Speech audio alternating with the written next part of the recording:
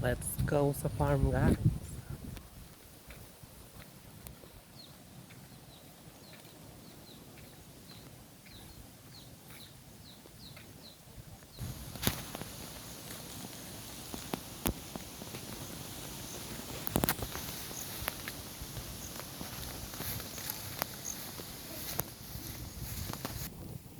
Guys, palayan, bukirin. Ayan, need na ng abono ang mga palayan dito sa bukirin. Dry seeding process ang pagtatanim nila dito, guys.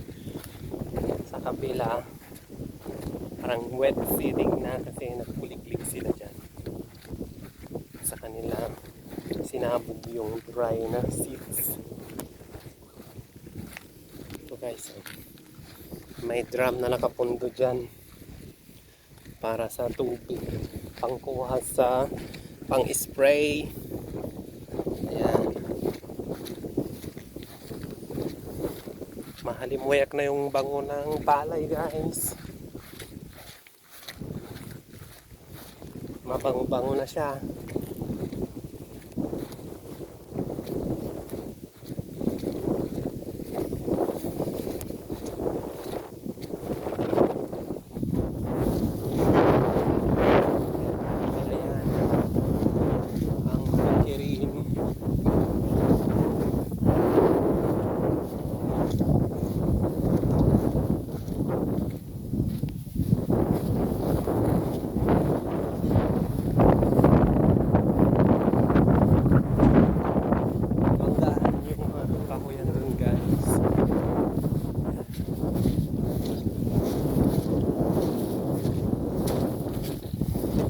Kirin pala yan.